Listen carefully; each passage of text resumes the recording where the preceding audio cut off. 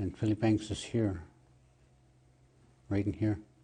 Tesloa Smith is the Crow clan leader of the Pelly Banks people, a people who have lived in the Pelly Banks and nearby Pelly Lakes area for thousands of years.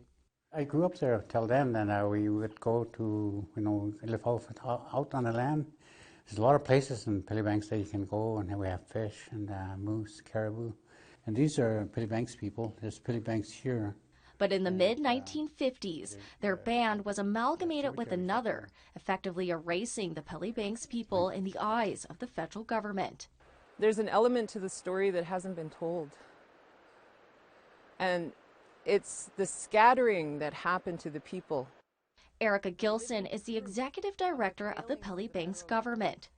She says stories from the elders paint a troubling picture of how the federal government began disbanding the community.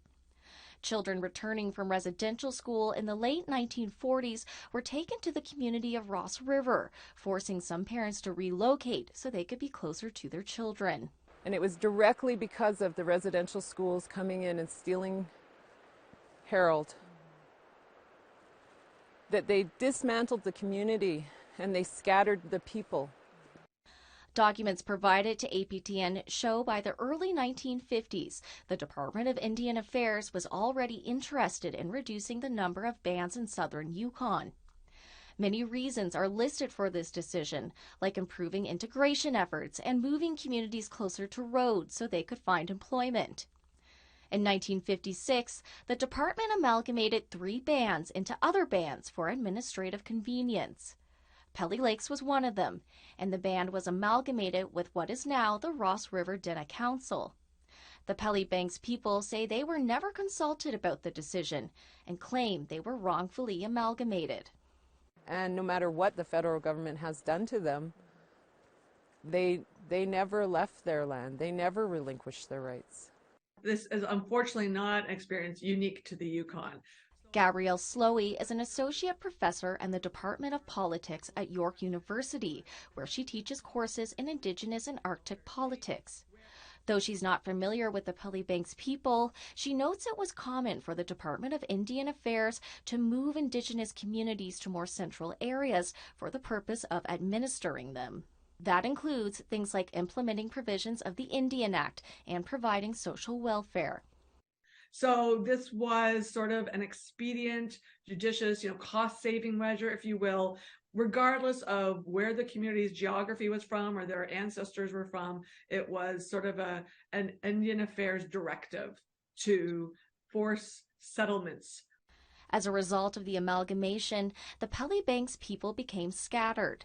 Its descendants are now mostly members of the Ross River Dinna Council, or Liard First Nation, and the communities of Ross River and Watson Lake.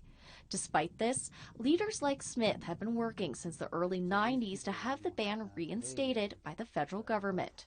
They did us wrong, so it's up to them to correct what they did to us, to our people. One Pelly Banks member I spoke to said reinstatement is a touchy subject for some.